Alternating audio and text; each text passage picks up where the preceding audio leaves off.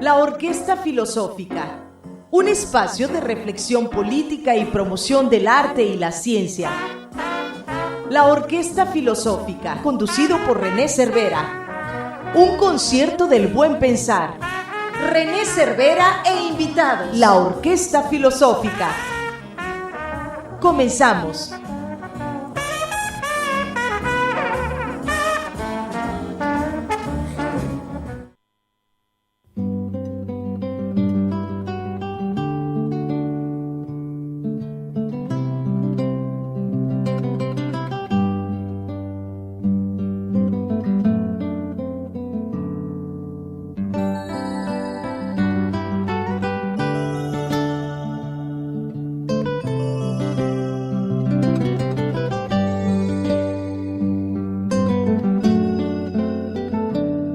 Soy vecino de este mundo por un rato, y hoy coincide que también tú estás aquí. Coincidencias tan extrañas de la vida. Tantos siglos, tantos mundos, tanto espacio y coincidir. Si navego con la mente los espacios, o si quiero a mis ancestros retornar, agobiado me detengo y no imagino tantos siglos, tantos mundos, tanto espacio y coincidir.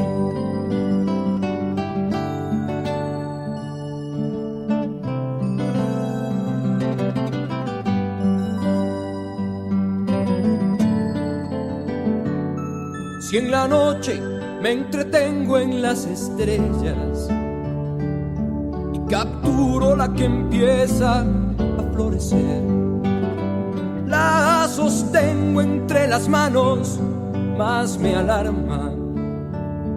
Tantos siglos, tantos mundos, tanto espacio y coincidir. Si la vida se sostiene por instantes, y un instante es el momento de existir. Si tu vida es otro instante, no comprendo. Tantos siglos, tantos mundos, tanto espacio y coincidir.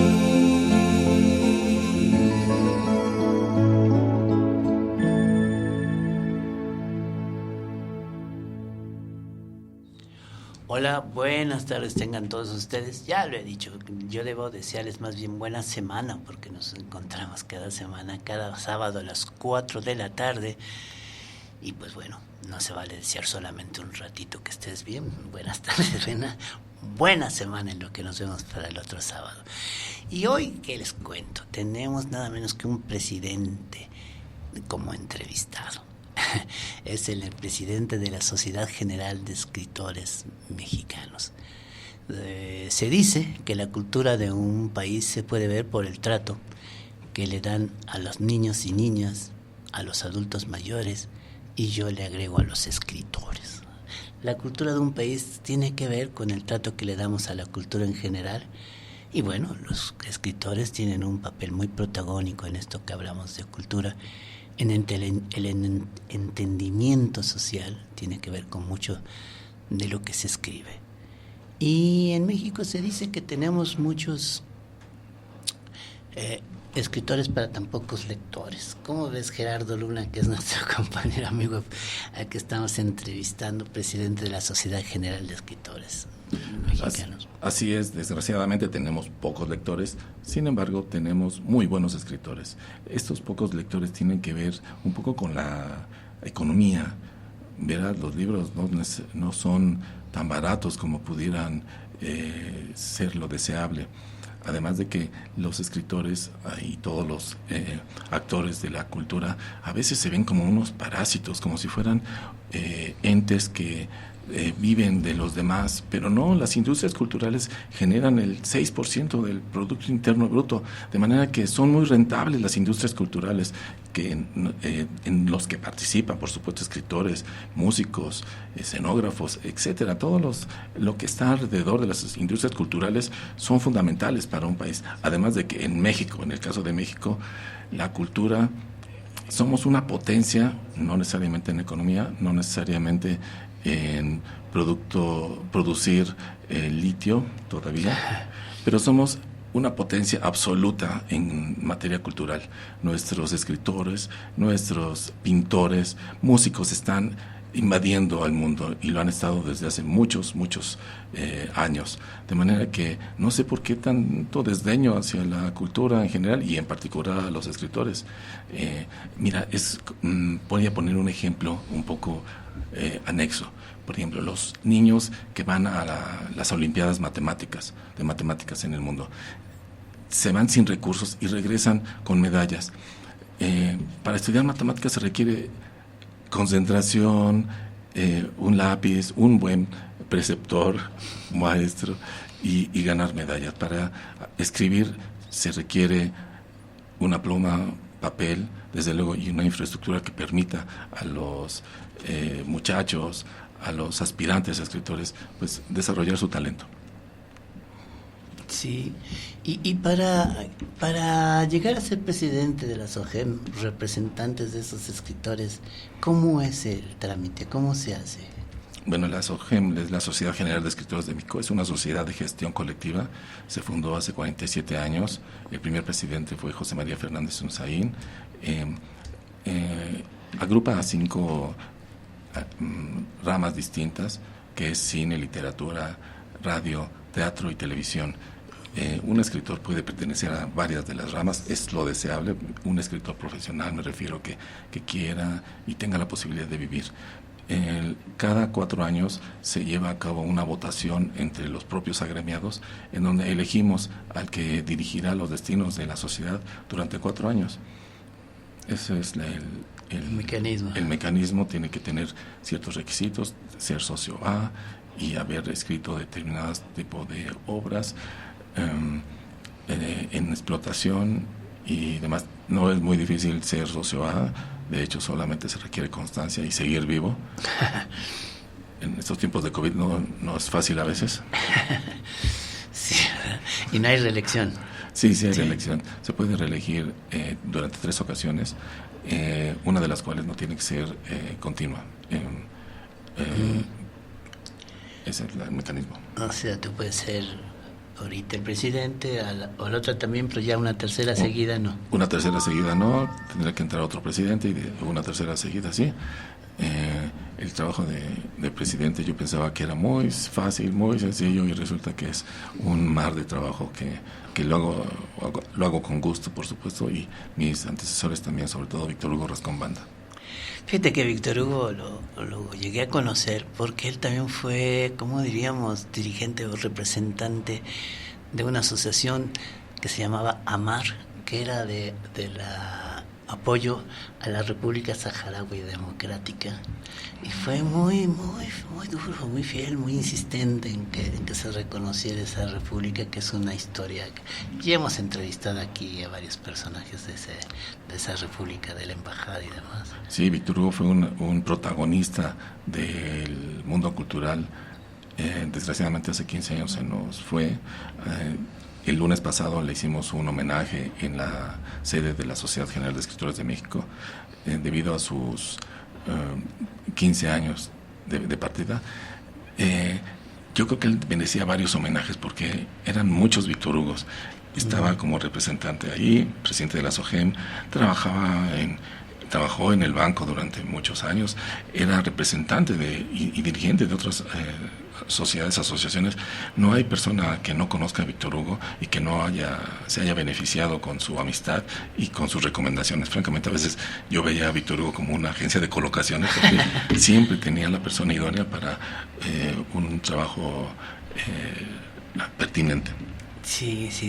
Bueno, yo no llegué a conocerlo mucho, tristemente. Se fue cuando recién estábamos interviniendo esto me invitaron a la República Saharaui Democrática, y ya supe que él era el dirigente de AMAR. Y alguna vez fuimos a un evento precisamente en la SOGEM, en el auditorio que tienen ahí. Sí, el Teatro Gilberto Cantón. Sí, y ya, pero es al rato vamos a hablar de Olof Palme, que me hiciste recordar que era parecido a Victoria Golascón, parece ser. ¿Y cuánta gente representa más o menos la SOGEM? Alrededor de 5,000 agremiados, algunos de los cuales son herederos de los derechos de autor de sus de escritores desgraciadamente fallecidos, esposas, hijos, a veces nietos. Los derechos de autor en México perviven durante 100 años a la muerte del autor, de manera que tenemos muchos socios que son herederos, y constantes más o menos son unos 500 que continuamente están produciendo obras que son escritores, digamos, profesionales que viven de escribir. Hay otros que no necesariamente tienen un trabajo fijo en el área de la creación literaria, pero eventualmente nos sorprenden con unas novelas sensacionales, con unos libros de poesía. No necesariamente tienen que vivir de escribir como algunos otros. Es que está muy difícil vivir de escribir, que yo creo que muchos, entre esos me incluyo yo, desearíamos dedicarnos exclusivamente a escribir y no estarnos metiendo en líos de impuestos y de esto, de aquello, del otro, que pues no nos permiten concentrarnos mucho en hacer un buen libro, ¿no? Sí, fíjate que en la SOGEM actualmente tenemos el lema de que un escritor se debe dedicar específicamente a escribir, y el asunto de las negociaciones, los impuestos, todas las cuestiones administrativas se las deben de dejar a la SOGEM. Un escritor tiene que escribir bien, el resto se ocupa la SOGEM. Pues estás diciendo algo muy interesante, ¿ves cómo sí conviene entonces escribirse en la SOGEM? Y además tienen cursos, ¿no? Son famosos sus cursos de escritores de SOGEM. Sí, así es. La SOGEM tiene dentro de sus estatutos promover la creación literaria en su conjunto, y como instrumento se creó en 1988 la Escuela de Escritores, una visión que tuvo el primer presidente de la sociedad, José María Fernández Hussein, y el primer director, Alejandro César Rendón, decidieron crear una escuela para generar nuevos socios, incrementar el nivel de la literatura en México, y también para defender desde el inicio los derechos de autor de los incipientes, imberbes escritores. Yo soy el primer presidente que egresó de la Escuela de Escritores ya hace más de 30 años, muy feliz de estar aquí sustituyendo al maestro Fernández Hussein. Recuerdo que una vez estaba yo en su oficina con Alejandro César Rendón, el director de la escuela, y me preguntó me formuló una pregunta muy pertinente en ese entonces: ¿por qué crees que creamos la Escuela de Escritores? Y yo románticamente dije: para elevar la cultura y para crear historias que la humanidad entera está esperando. Yo así muy romántico, pero me dijo: no fue para eso. Yo me quedé muy desconcertado y le dije: ¿entonces para qué? Dice: porque Alejandro César Rendón y yo nos vamos a morir, así que necesitamos sucesores. Ustedes van a ser los sucesores. Y creo que me echó la maldición, porque aquí estoy. Pues mira qué concreto fue, ¿no? La naturaleza siempre nos termina alcanzando. Siempre hay una pregunta, como si el escritor nace o se hace escritor, o como que tienes la vocación, pero que hay que tallar y pulir esa vocación. Sí, José María decía que un escritor nace, la Escuela de Escritores y lo demás sirven para pulir con lo que nació uno. Y la Escuela de Escritores, la SOGEM, muchas escuelas, universidades en México y en el mundo nos facilitan esa labor. En el caso de la SOGEM nos acortan mucho el camino los maestros que imparten los cursos, los diplomados que ahí tenemos. ¿Y son como talleres o cómo son esos? Es un diplomado. Actualmente tenemos 3 formas de extensión académica. Uno es un diplomado formal en donde se dan muchas materias, incluyendo novela, televisión, poesía. Tenemos otro diplomado que estamos llevando a cabo junto con Televisa, que es un diplomado específicamente para audiovisuales, y cursos externos para escritores que ya han transitado el camino de las letras y que se quieren especializar. Por ejemplo, tenemos un diplomado en criminología para escritores que quieren escribir este género negro, thriller, como se llame. Qué interesante está eso. Y es que es algo que atrae mucho. Yo lo heredé de mi papá. No se perdía Los Intocables, pasara lo que pasara. Se pasaba, yo creo que el día esperando a qué horas empezaban Los Intocables. Este día llegaba del trabajo más temprano, de hecho, porque iba a ver Los Intocables. Muy buen programa, yo tampoco me lo perdía. Y ahora que estoy viendo aquí sobre la mesa tu novela, también te comentaba que tenemos que tener mucho cuidado con los escritores que no están interesados en escribir para los medios audiovisuales, ya sea la televisión, el cine, porque estos escritores creen que están muy protegidos con un contrato que tienen en una editorial. Sin embargo, a veces las editoriales se adjudican derechos que no les corresponde y el escritor no puede autorizar la producción audiovisual de su libro. Tu novela, ahora que me la comentabas, es sensacional. Seguramente alguna plataforma voraz te la arrebataría de las manos para producirla, de manera que la SOGEM interviene desde ese momento, desde el momento en que el escritor nos lleva el contrato que tiene que firmar con alguna editorial, con algún productor, para que lo revisemos y veamos que solamente va a hacer lo que el autor pretenda otorgarle a la editorial. Los otros medios para la producción de audiovisuales, etcétera, se las tiene que reservar el autor, y la SOGEM es la encargada de protegerlo. Qué bueno que comentas eso, porque pues, precisamente es una preocupación que tenemos todos, es lo fácil para que se nos pueda piratear, para que de nuestra idea partan otras ideas que les dejen dinero, no a quien lo creó, sino a quien lo pirateó, básicamente. Sí, mira, desgraciadamente muchos de mis compañeros, especialmente los más jóvenes, cuando terminan una novela en la cual se tardaron mínimo de 3 años en escribirla, a veces son 10, van a una editorial, la editorial se tarda 1 año en evaluarla, después de 1 año les dice sí, la vamos a publicar, y el escritor cree que le están haciendo un favor. Ay, que me van a hacer el favor los patroncitos de publicarme la novela, pero no, en realidad uno es quien está dando un contenido espectacular a la editorial, que puede perfectamente volver dinero, y a veces la editorial no le paga al escritor en plata, como decimos, sino se lo paga en libros, y a veces esos libros les impide venderlos. Entonces el escritor termina vendiendo sus libros y es un círculo bastante triste.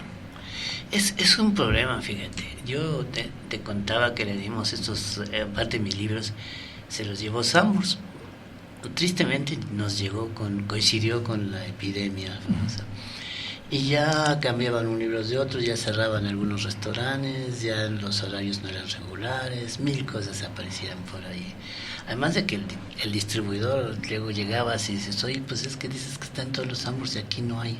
Ahorita los llevo, y si no lo veo yo, quién sabe si los lleve, etcétera. Y vendieron muy pocos y no me devolvieron los sobrantes, porque eso era cuestión del distribuidor, que es otro problema para que deberíamos hablar, que es el distribuidor, ¿no? Los problemas que se tienen con los distribuidores y también los que proyectan los audiovisuales. Mira, voy a decir algo que no sé si sea muy pertinente, pero la defensa de los derechos de autor debería de ser un asunto primordial de la UNAM.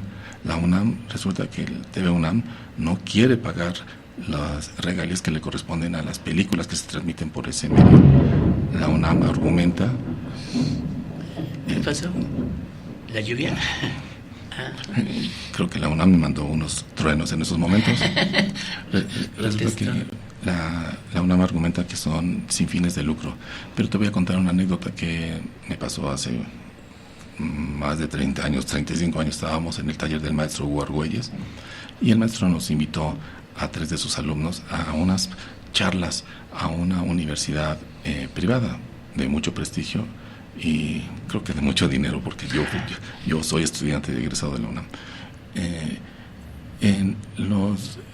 Convocó para esas jornadas culturales, fuimos a la reunión y el maestro gestionó qué tenemos que decir, etcétera, pues muy bien.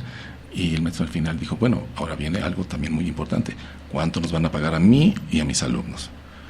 Y el coordinador de las jornadas culturales dijo que no iba a haber pago porque era sin fines de lucro. Entonces el maestro dijo, sin fines de lucro, muy bien. Entonces, mis alumnos y yo no vamos a cobrar nada ese día, estoy de acuerdo con ello. Sin embargo, ese día, todos ustedes, los técnicos, todas las personas que intervienen en las jornadas culturales no van a cobrar igual que nosotros porque son sin fines de lucro. Está bueno.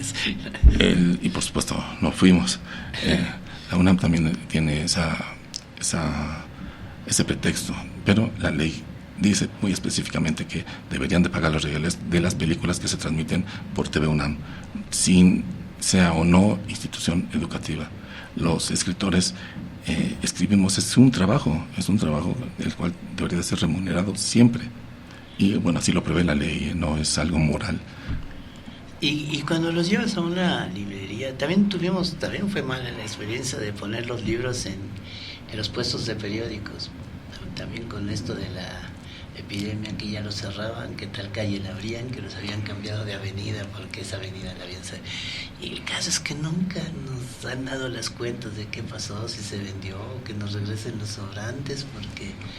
Y ya habíamos tenido también la experiencia de sacar una revista que se llama Antojos Literarios. Y también la pusimos, eso se nos antojó desde un inicio, que era para puestos de periódicos. De hecho, las librerías no querían poner revistas. Entonces vas y dices, pues sí, ya te vendieron uno y sobran 3, por decirte algo, pero los 3 están bien feos por el sol, todos descoloridos, o te pagan 2, pero para que te paguen tienes que ir a visitarlos quién sabe cuántas veces, que ya gastaste más en transporte que lo que vas a ganar por la venta del libro, etcétera. No, ¿cómo podría resolverse el problema de la distribución, ¿no? ¿Qué idea tienes? En ese sentido, mira, tu novela que tiene un título fantástico, El sentimiento que nos une. Si la hubieras contratado a través de la Sociedad General de Escritores de México, si no hubiéramos ido de la mano, tú ya estarías escribiendo la siguiente novela y la SOGEM se estaría peleando con los editores, con todas las personas que intervienen en la distribución. La SOGEM te representa a ti, representa a los escritores. La SOGEM está para eso, para proteger sus derechos de autor. Ya quedas, me dices, bueno, nunca es tarde. Precisamente vamos a sacar una segunda edición y lo pusimos, la diferencia que ahora la hicimos es como si fuera guión de cine. Con el guión. Digo, pues vamos a darle un toque distinto, y porque tienes razón, a mí se me hace muy visual, muy de cine esta historia. Entonces ya lo moveremos por las ojeras, ¿no? Por supuesto, tienes que ir a asesorarte ahí el departamento jurídico. Siempre estamos dispuestos a recibir a los escritores que quieran gestionar sus obras a través de la SOGEM. La SOGEM es una sociedad que tiene convenios de reciprocidad con casi 40 países en el mundo, de manera que si tu novela o la película que resulte de ella se transmite en alguno de estos países, por supuesto que la SOGEM va a recibir las regalías y te las va a entregar religiosamente a ti. Hoy pues nos estás dando muy buenas noticias. Yo considero que hay mucha gente que quiere ser escritor, no se anima, pero hay muchas. De hecho, ahora sale mucho en las redes sociales. Si quieres ser escritor, nosotros te hacemos tu novela, ¿no? Creo que medio mundo o más quiere comentar qué fue de su vida, hacer de su vida una historia. Cada vida es una historia, de hecho, hacer una novela. Y sí fui a ver, recientemente, cuando te fui a invitar al programa, también fui a ver cómo lo hago para inscribirme a la SOGEM, que ya habíamos tratado el asunto con Jesús Calzadas, que ya lo habíamos entrevistado también. Pero igual se nos vino encima toda la tragedia que hay detrás del coronavirus y ya dejamos de ver ese asunto. Y me dieron unos papeles que he de llenar. Lo que me llama la atención es que me dieron papeles como para que las llenes a mano, ¿sí se puede? A mano, perfectamente. De hecho, si ni siquiera puedes entender los términos de que tú digas, tengo duda aquí o allá, vas a la SOGEM, ahí el representante de registro te indica cómo llenarlo y ahí reúnes todo lo necesario para que tu obra quede protegida. Bueno, entonces te voy a regalar una novela y ya tú dirás, oye, no, sí, inscríbete a la escuela de escritores de la SOGEM, antes de inscribirte a la SOGEM, oye, ya tú dirás, no hombre, qué tiempo, ya deberías haber estado inscrito en la SOGEM. Ya deberías de estar dando clases ahí. Sí, tenemos muchos maestros que son miembros de la SOGEM que dan generosamente sus conocimientos a los muchachos, a las muchachas que quieren, tienen ese deseo, ese sueño de ser escritores, lo cual implica mucho tiempo, muchos años, mucha dedicación. Llegar a ser un escritor que viva de escribir se requiere mucha constancia, perseverancia, terquedad para lograrlo, pero siempre es posible. No es nada extraordinario, es un trabajo más, pero un trabajo arduo. Entonces, ¿cómo les recomendarías a las personas que nos están escuchando o que nos van a escuchar, porque sigue el programa no solo es hoy, se sigue escuchando en las páginas, van a la SOGEM? Danos la dirección de la SOGEM o en dónde tienen que inscribirse. La SOGEM afortunadamente tiene, con esto de la pandemia, que es una de las pocas cosas que dejó para bien la pandemia, fue la comunicación Zoom y estas aulas virtuales. La SOGEM desde luego cerró al igual que todo mundo, pero abrió sus aulas virtuales, de manera que actualmente tenemos la Escuela de Escritores, tiene alumnos de Sudáfrica, tiene un alumno de Chile, de Puerto Rico. Pueden entrar a la página SOGEM, www.sogem.org.mx. Ahí pueden entrar a la Escuela de Escritores, etcétera. Ahí está toda la información de los cursos, quiénes dan los cursos, etcétera. Muy bien, ¿lo repetimos? sogem.org.mx es la página oficial de la SOGEM. También pueden en nuestras redes sociales, que las tradicionales, ahí también tenemos presencia, y los anuncios pertinentes. Bueno, pues nos estás dando una muy buena información, porque yo insisto, me acuerdo una vez que se derramó petróleo en el Pacífico.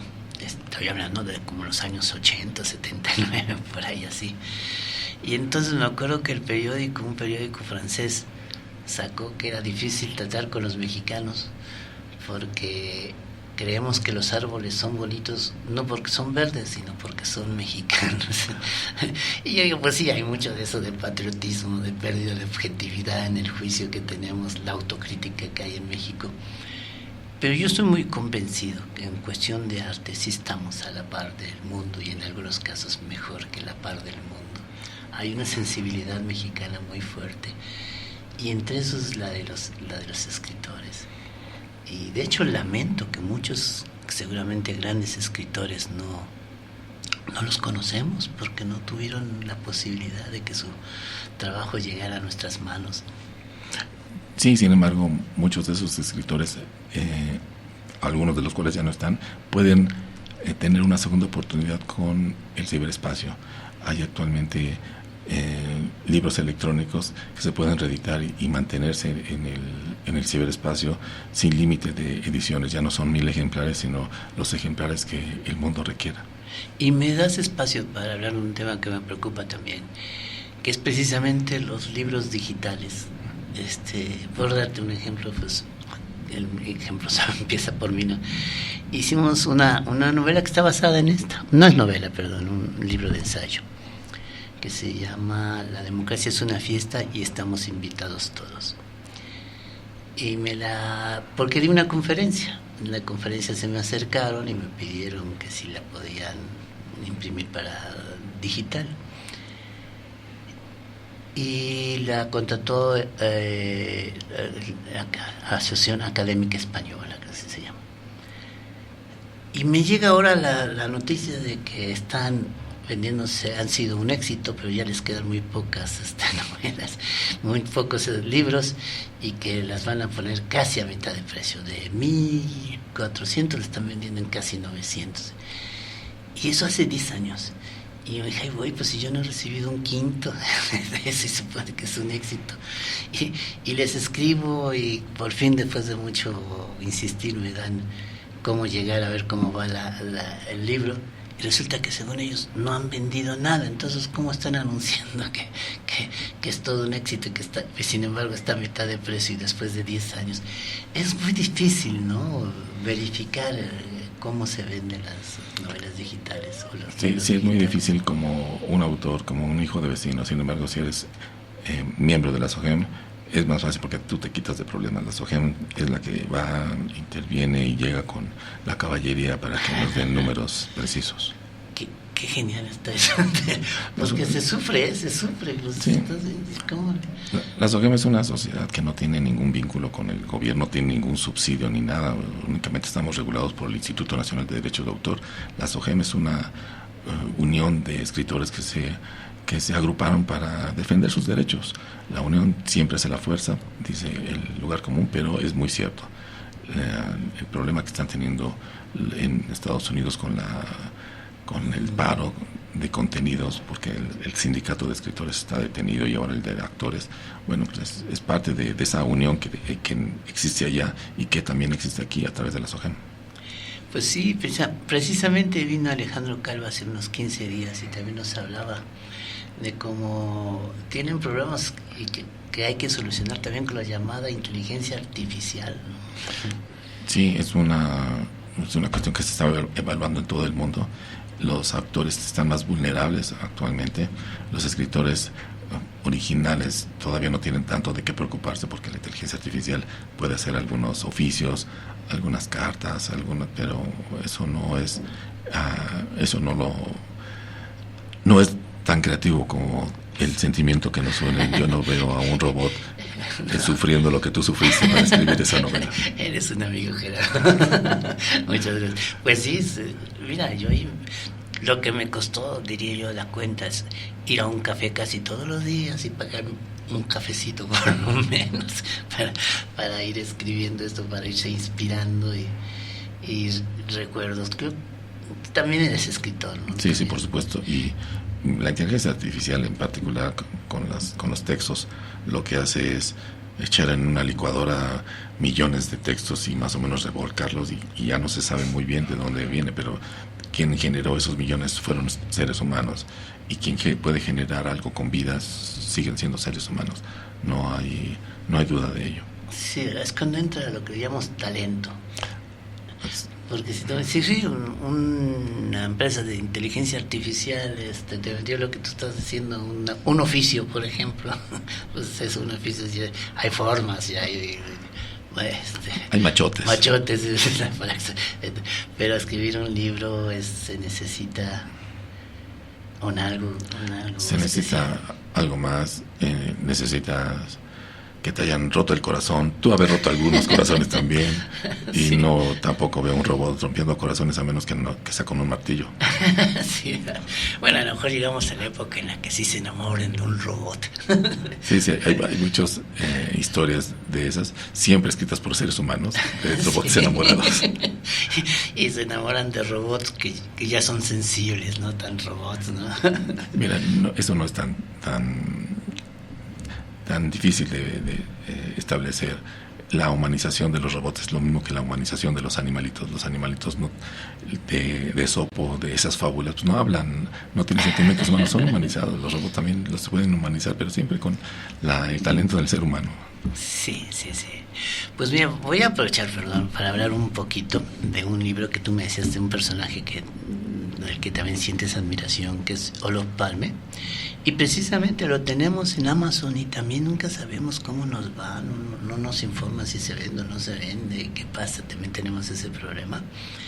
Y ahora me están pidiendo que a ver si lo pasan en inglés, porque ahorita pues debe estar de moda Olof Palme, porque él en su momento pidió que debería haber un espacio en Europa. En aquel entonces todavía existía la cortina de hierro y la Unión Soviética, que le diera tranquilidad al este tanto como al oeste, de que no habría armas de energía atómica en ese espacio. Y mira lo que ahora estamos viviendo. Creo que necesitamos que un conjuro vudú para que lo resuciten. Olof Palme fue un personaje que es imprescindible en nuestros tiempos. La secundaria en la que yo estudié en 189 se llama Olof Palme, por eso es que conozco el personaje tan bien, y creo que necesitamos a alguien que nos haga entrar en razón al mundo entero, me refiero. Fíjate que fui a tu secundaria a regalar unos de estos libros. Sí, fuimos allá a hablar de Olof Palme y nos invitaron de la secundaria, se enteraron que habíamos sacado el libro. Y sí, ahí hablamos de este personaje que no hubo espacio en el mundo en donde él no hubiera tenido un acto de solidaridad. Y hablamos de la República Saharaui, él fue el primero, quizás Suecia fue el único país de Europa que reconoció la República Saharaui. Hay una escuela en Nicaragua que se llama el Centro Olof Palme. No es una escuela, perdón, es un centro, no sé si recreativo. Olof Palme fue la persona que abrió junto a la Embajada de México, cuando iba a cumplir 50 años precisamente el golpe de Estado en Chile, que abrió su embajada para salvar las vidas de los que perseguía la dictadura, y muchos chilenos se quedaron a vivir en Suecia. Fue un hombre que apoyó los movimientos de liberación africanos, de descolonización, y sus frases me encantaban, de cuando Margaret Thatcher decía una frase que fíjate que repite el presidente de la República, una frase de Margaret Thatcher, que es la de que no se vale gobierno rico y pueblo pobre. Él decía, lo que no se vale es que la opulencia quede en un espacio diminuto de lo privado y la miseria la dejen en el espacio público. Es lo que hay que evitar, decía. Sí. Bueno, este libro necesita difundirse más, por supuesto. Procura acercarte a la SOGEM para que sea una distribución justa para el mundo y justa para ti, que todo el mundo, que esté claro y que se pueda, que no tenga inconvenientes en el resto del planeta. Y bueno, aprovecho el espacio que nos hemos dado para decirte que tenemos pues un convenio con el Cine Tonalá. Me dejan entrar gratis si yo comento sus películas. Luego ni analizan si realmente las comento, pero ese es el trato. Y este jueves fui a ver una película que pues no se los voy a recomendar, les voy a dar el título. Se llama 90 días para el 10 de julio. Y se trata de un candidato en un espacio para gobernador que resultó ser homosexual y se liga con en la historia ponen que era un menor de edad. El cine no se ve menor de edad, pero bueno, y el conflicto que eso representa no solamente es el conflicto por su gusto sexual, sino también porque el tipo es menor y además porque eran de dos categorías sociales muy diferentes. Pero pues la verdad es que siento que tiene muchos textos innecesarios, muy alargados, que no tenían que ser, mucha cámara fija, etcétera. Pero si ustedes quieren ir al Cine Tonalá, que eso sí, insisto, tiene muy buen ambiente, tiene precios ligeramente más bajos que los que hay en la Colonia Roma, en el entendimiento que la Colonia Roma pues es cara. Yo ahí viví y me tuve que cambiar. Así en fin, y ver estas películas. Ya les hablé de la película Oppenheimer. ¿Tú la viste, la película Oppenheimer? Sí, claro, por supuesto. ¿Te gustó? Me gustó, me fascinó porque yo estudié en la Facultad de Ciencias y ahí con mis compañeros eran físicos, matemáticos, etcétera. Entonces, todavía al llegar, y todavía tengo ahí en los institutos de investigación compañeros que tienen el póster, en lugar de tener Rolling Stone o el América, tienen Oppenheimer, por supuesto. Sí, qué curioso. Son de ciencias. Son de ciencias, claro, por supuesto. Es otra cosa. Pues esa también película estaba en el Cine Tonalá. Pero también eres escritor, Gerardo. Cuéntanos, ¿cuáles son tus libros? Yo escribo principalmente teatro y televisión, en particular en la televisión, telenovelas. Ah, sí. ¿Eres autor de cuál telenovela? Estuve en el equipo de la telenovela que escribimos Destilando Amor, en donde salió un personaje que después se volvió muy popular, La Gaviota. Yo participé en la telenovela, quiero aclarar, en lo demás no tengo ninguna responsabilidad. Sí, porque uno escribe, pero siempre yo tomé mis cursos de cine y siempre nos advertían, no va a salir la película como tú te la imaginas. Pasa lo mismo, me imagino, en televisión, ¿no? En televisión pasa a veces algunas cosas curiosas, en particular con Nicandro Díaz. Él mejoraba con su producción las escenas que se imaginaban en el escritorio. Yo me acuerdo de una escena en donde planteamos unas cavernas con con murciélagos. Y yo francamente me imaginaba que iban a ser algunas cavernas como cachirulo, como cartón arrugado en las paredes, pero no, fueron unas cavernas sensacionales en donde efectivamente se veía la magnificencia de la naturaleza, ¿sí? A veces sucede eso, a veces otro tipo de inconvenientes. Que me acuerdo de una telenovela en la que estuve hace 30 años, en donde contrataron a un tren para que los personajes se despidieran por última vez casi al final de la telenovela. Sin embargo, hubo una confusión en el llamado, de manera que los actores y el equipo de producción llegó 2 horas después de que el tren ya se había ido, el tren contratado. Entonces la escena final es el personaje yéndose caminando por las vías, porque así se van los héroes caminando. Pues mira, resulta mejor, ¿no? Alejándose de la vida de la protagonista. Sí, la idea del tranvía, de la vía del tren es muy ícono, ¿no? Muy ícono, sí, bueno, recuerdo las películas de Buñuel, Simón del Desierto, donde el personaje de Silvia Pinal está bueno, pasa un avión y se supone que era algo bíblico, y Buñuel lo dejó, un avión, y lo tomó además, el avión gigantesco. Y la del oscuro objeto del deseo, que también inicia cuando está correteando en un tren, con muy buena idea, que es la de cuando ves una mujer joven, hermosa, rogándole a un tipo ya viejo, y que el tipo le avienta agua. Dices, pero qué estúpido sujeto. Pero cuando cuenta la historia dices, no, pues hasta aceite hirviendo se hubiera valido. Es la idea de un buen comienzo, ¿no? Sí, bueno, seguramente la capacidad de observación del escritor, del guionista, fue la que uno tiene permanentemente, la maldición. Todo el tiempo uno está registrando datos, curiosidades, personajes enfrente, y uno a veces deja pasar la vida. Puede estar uno en una situación ideal, con una chica, con algo, pero si en la mesa de al lado se empiezan a pelear a alguien, uno voltea a la mesa de al lado para ver quién va a ganar, si ya lo descubrió, si le descubrió la pantaleta en dónde, etcétera. Y la chica que está en la visita no pasa nada. Pues con Alejandro Calva precisamente le estaba diciendo que yo también soy compositor de música, y le decía que yo di recitales en escuelas, casas de cultura y demás, pero a nivel comercial pues decían que mis canciones eran muy íntimas. Y me decía Alejandro Calva, bueno, ¿y qué historia no es íntima? ¿Y qué gente no quiere el chisme, digámoslo así, enterarse de tu intimidad? Si eso es lo que da lugar a las historias, ¿no?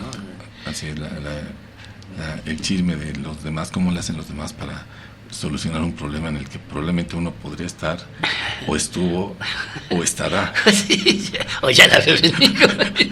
¿Por qué no hice esto que está haciendo Romeo en lugar de...? Sí, luego que la recomendación sale demasiado romántica. Pero sí es una historia sincera, es una historia que le llegue a uno, porque las historias pueden ser de ficción, pero los sentimientos que están plasmados en las historias tienen que ser verdaderos. Mira qué buena frase, cierto, sí. Tiene uno que la dificultad de transmitir lo que se siente, y eso es cuando entramos a un terreno que se llama poesía. Y también los libros de poesía, la poesía está en la didáctica de la SOGEM. Sí, por supuesto, es una materia fundamental. Carlos Monsiváis decía que para escribir buena prosa se necesitaba leer mucha poesía, y es una de las materias que tenemos dentro del diplomado de la SOGEM. El libro que digo que vamos a sacar, que es el siguiente, es un convenio que tenemos entre otra editorial que se llama Castellanos Editorial y la orquesta, y lo vamos a pagar a mitad. Y entonces estábamos platicando, pues estás con un editor, es inevitable hablar, o con quien preside la SOGEM, es inevitable hablar de literatura, ¿no? Y hablábamos de dice que ahora hay un japonés muy famoso, pero que escribe unos libros enormes, muy gruesos, no sé cómo, le dijo su nombre, pero en japonés no se me iba a quedar. Haruki Murakami. Creo que sí, y que es un éxito ahorita, ¿no? Es un éxito en el mundo, sí, es muy... yo tengo todos sus libros, quisiera tenerlo aquí para decirle que soy Su admirador. Su admirador, y que además me practico el aikido. Ah, ya. Y yo decía, pues yo al principio yo era de los que veía un libro grueso y ya decía que no me daba flojera leer, imagino que como mucha gente. Y de los que me empezó a gustar, a pesar de que los gruesos que eran sus libros, mucho fue de Humberto Eco. Y uno admira lo que no tiene, lo que uno no tiene, lo admira si lo tiene un semejante, ¿no? Que es esa capacidad de descripción.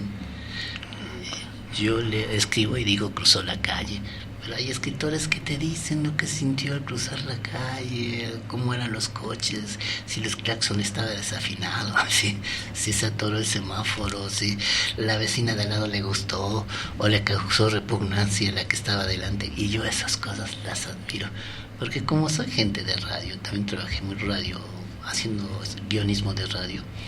Ahí tienes el tiempo encima, siempre tienes un espacio muy chico para escribir, y pues me hice de esa escuela, ¿no? De escribir lo más rápido posible. Si una historia te atrapa desde el principio, no importa si está largo, si está corto, si quieres que el escritor hubiera plasmado más ideas en su texto, pero si te atrapa, no importa lo gordo que esté el libro. Yo veo los libros de Harry Potter que los niños los tienen y parecen tabiques, pero los niños lo empiezan a leer y ya no los sacan la nariz de las hojas. Eso es parte de la magia. Y bueno, como de todo hay en la viña del Señor, probablemente un libro que a ti te gustó mucho no le guste a alguien más, pero sí, hay de todo. Sí. Las librerías son sensacionales. Uno va y abre el libro y este sí me gustó y te lo pones bajo el brazo. Al llegar a la caja dices, chin, ya no me alcanza para tantos, pero... Sí, se da que empiezas a leer un libro con trabajo, un poco forzado, como sientes el deber de leerlo por X causa, porque te lo regalaron, que sé, y al final lamentas que ya se va a acabar el libro, precisamente. Esos son los buenos libros, ¿no? Sí, te gustan. ¿Cuándo viene la siguiente temporada del libro? Sí, así que le cierras y dices, no, mejor lo leo mañana, pues no quieres que se acabe, ¿no? Sí, sí. Pues bueno, en este país hay mucha gente que le gusta escribir, y en resumen vamos a invitarlos a que entren al SOGEM, que entren a las páginas que nos comunicaste, que bueno, busquen su editorial, pero que se protejan, ¿no? Que se protejan. La SOGEM es uno de los instrumentos más efectivos para proteger los derechos de autor.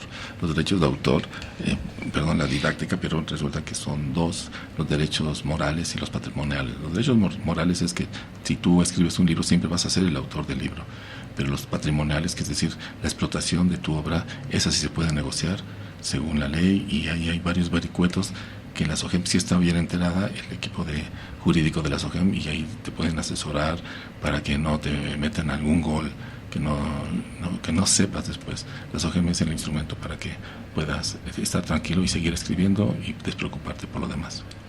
Es muy prestigiada la SOGEM, y sin embargo como que poca gente sabía de lo que nos estás comentando. Creo que es importante dar algunos otros datos. La SOGEM, a través de su escuela de escritores, tiene más, creo yo, una estimación de más de 500 premios internacionales e internacionales desde su creación a la fecha. La escuela de escritores ha generado otras escuelas de escritores independientes.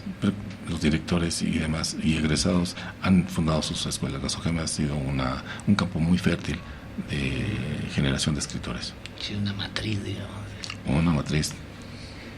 Pues mira, hablando de buenos escritores, te diré, para los que nos ven en Facebook ahorita, esta taza que dice: de la taza a tu boca se me cae la ropa, es de un escritor que se llama René Cervera, autor del libro que no dejaban entrar a un tipo por morboso al cielo. Más o menos. Ese tipo de gente hay. Y bueno, y de tazas que estamos vendiendo para sobrevivir. Siempre me da tristeza, siempre estoy quejando de la Orquesta Filosófica, pero la estamos pasando con muchas dificultades para continuar con este proyecto. Y también estamos acá, esta taza, que son dibujos, son pinturas de Guillermo Scoli, compañero que se murió tristemente, pero su hija me permite que saquemos, su hija que me dice tíos, yo la cuido mucho, nos da permiso de sacar la obra de Guillermo Scoli, que tiene un estilazo. El sujeto es muy popular. En este es menos popular porque está poniendo tango, pero otras que tiene que son como de bailar salsa y todo eso, la gente así morena y tiene los colores que usan en sus camisas, tú identificas que es ese tipo de gente. Lo que tú dices también como artista en términos generales tienes que ser muy observador.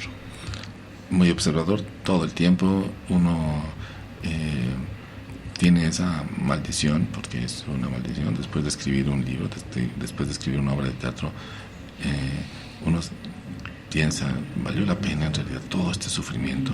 No valió la pena, nunca lo voy a volver a hacer, jamás. Y al siguiente día, a ver, ahora qué escribo. Sí, pues mira, a mí que todas las penurias que te estoy contando de que pasamos por el libro, y bueno, una segunda edición, bueno, segunda edición. Y tú pagas la mitad, bueno, sí. ¿Tienes que empeñar tu alma al diablo? Bueno. Bueno, sí. Decía, como en política, les digo, hay cosas que puedes ganar o perder, pero uno tiene la necesidad de hacerlo, la necesidad ética, digamos, que hay que hacerlo. Mira, los escritores y en general los trabajadores que nos dedicamos a generar cultura, vamos a seguir existiendo a pesar de las malas decisiones de los políticos pasados, presentes y probablemente futuros. Vamos a seguir sufriendo y sin embargo seguir produciendo, porque México pues, sigue siendo una potencia mundial. Lo que necesitas es papel y a veces reciclado para escribir. Sí, un ratito de tiempo, que ese hay que dárselo, no llega el tiempo, ¿no? Ese lo tienes que tomar tú. Robárselo al sueño, robárselo a la familia, robárselo a los placeres. Sí, los escritores yo creo que suelen ser gente solitaria. Muy solitaria, desgraciadamente. ¿Tú eres solitario entonces? Sí. Me percurro unos momentos de soledad. Yo voy a escribir muy frecuentemente a Coyoacán a las 2 de la mañana porque ahí sé que nadie me va a molestar. Yo también soy de los que me engento. Pero pues bueno, ya tenemos el tiempo encima. Siempre agradezco la atención que nos han brindado. Le doy mi agradecimiento a Brenda Pérez, que es la que nos hace esos banners y siempre está pendiente de ver qué nos pasa, en qué ayuda a la Orquesta Filosófica, que también tiene mucho afán de promover el arte. Le damos las gracias a Félix Castillo, que ahorita sí está el pobre, se le pasó desempleado un rato, ya consiguió un trabajo y como que tiene que recuperar el tiempo perdido, pero él es el que está constantemente invitando gente para que nos vea o escuche. En este caso, en el programa le tenemos que dar las gracias a Jenny, que es la que está en los botones para que esto se oiga bonito y además me ayuda en cosas extra radio, como es el uso de las redes sociales. Gracias, Jenny. Y pues Adolfo Rico, que siempre está viendo cómo nos ayuda económicamente para sostener la Orquesta Filosófica. Y a ti, Gerardo, que llegaste, que estás con nosotros, que esperamos que ya haya una muy buena conexión entre la Orquesta Filosófica y la SOGEM. A la orden. Muchas gracias por la invitación, muchas gracias a tus radioescuchas, a tu público. Jenny, René, muchas gracias. El libro me lo llevo porque vamos a promoverlo. Te lo dije. Muchas gracias. El sentimiento que nos une. Caray, tiene un título que es muy íntimo y a la vez comercial. Sí, inicia diciendo: el sentimiento que nos une es el que a mí me hace buscarte y a ti colocarte en donde yo te encuentre. Porque habla de que se reencontraron, ¿no? Voy a usar la frase en un caso de emergencia, cuando no tenga nada que decir frente a una chica guapa. Pues hay unas como que dice: es que yo siento que te amé de más y no me has devuelto el cambio. Caray, también la tomo como nota. Sí. Bueno, muchas gracias. Estamos con la Orquesta Filosófica y nos vemos aquí cada sábado. El próximo sábado vamos a hablar, como la ven, de matemáticas para promover ciencia. Muchas gracias.